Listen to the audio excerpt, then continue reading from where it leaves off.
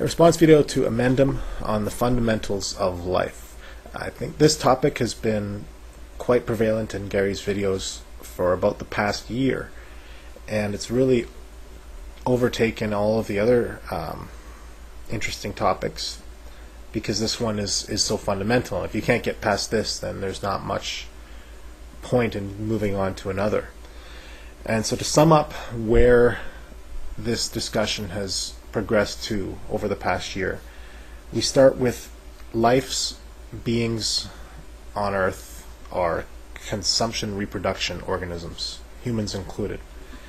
And in furthering this goal of consuming and reproducing, we are motivated by desires.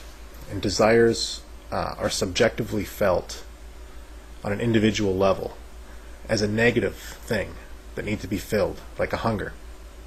And objectively, collectively, the overall experience of these beings is negative. And it can only be moved upwards or more positive by canceling out a negative. That is, feeding a hunger or fulfilling a desire. And even if we were able to feed all of the desires and satisfy all of our wants, it would be a zero-sum game because there would be merely an absence of desire, but there is nothing positive beyond that because there would be no want to go beyond that. There'd be no reason to.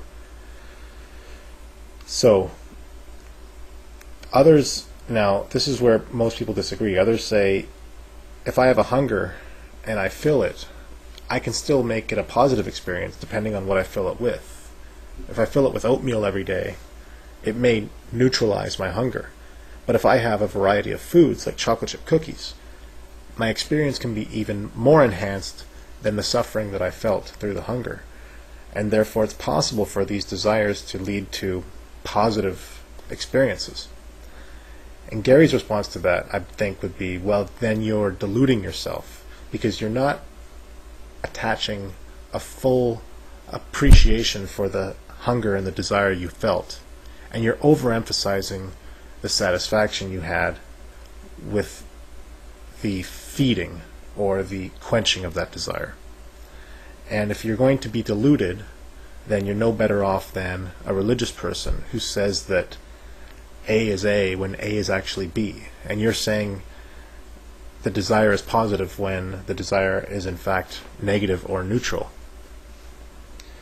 And I think this is where the argument has reached its point of diversion, where Gary's having a hard time convincing people that life is not positive. In fact, it's purely negative or neutral if the negatives are cancelled out, and anyone who thinks it's positive is deluding themselves by not counting the negatives properly, ignoring them, and overemphasizing on the positives or the perceived positives.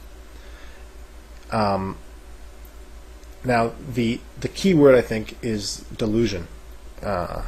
This is where most people are not going to see Gary's point because, well, they are either deluded or they refuse to recognize this delusion.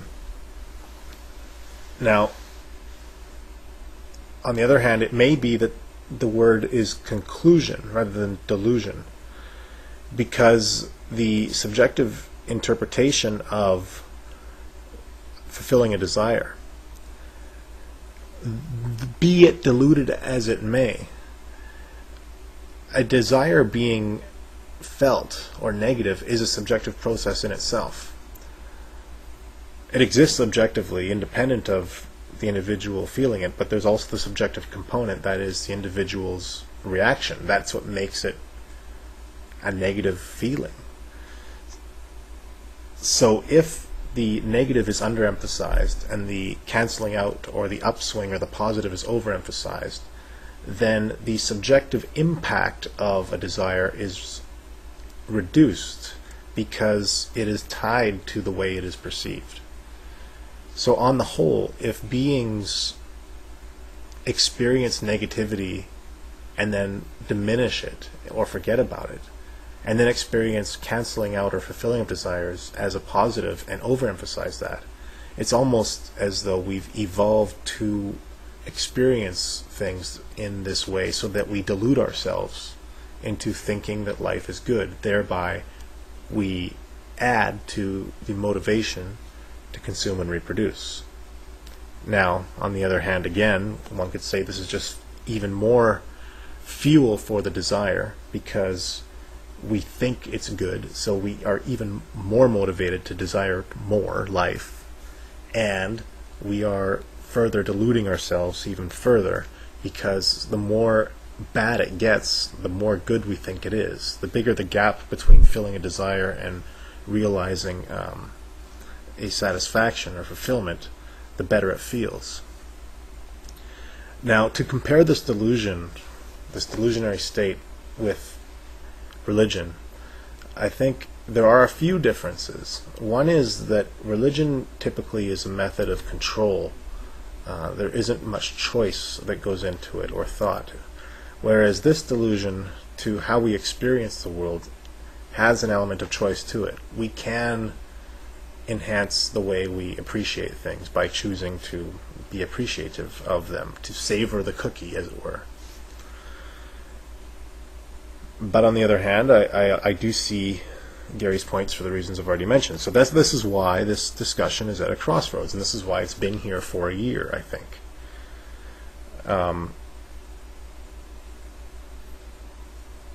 Where to go from here? We can go recognize the delusion and try to enhance our subjective experiences and thereby reduce suffering overall. By doing, when you subjectively reduce your suffering, you are reducing the objective suffering a little bit.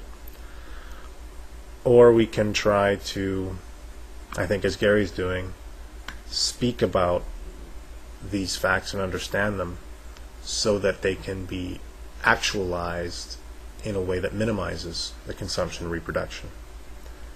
That people could actually choose to stop life.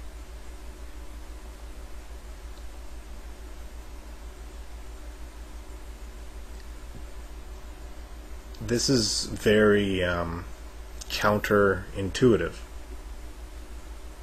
for a living being to recognize its own destructive nature and want to turn it off without even subjectively feeling depressed or sad, but just to recognize that it is actually sadder than it feels, is a very difficult conclusion to reach. In theory, it's understandable on paper, but to actually be convinced that that is the way to go, to end life, is a very difficult thing for a living thing to do.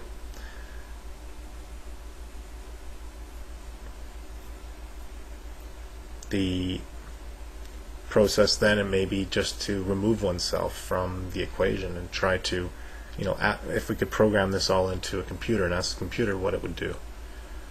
That's one idea.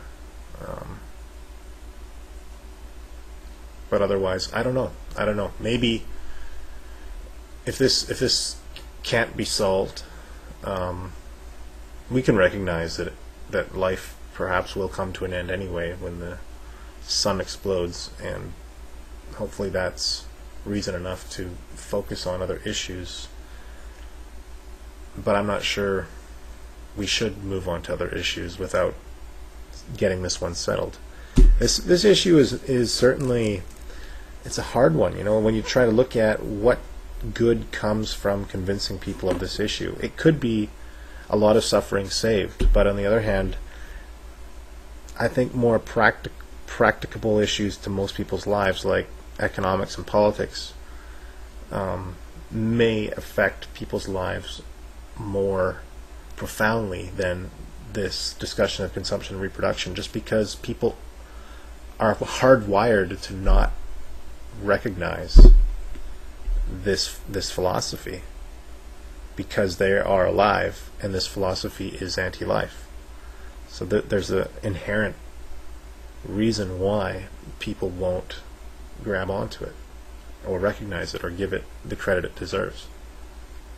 So in terms of reducing suffering, I don't know if this is the best way to go or not. Anyways, I hope this adds some clarity or new thoughts to the discussion, and I really hope this discussion progresses.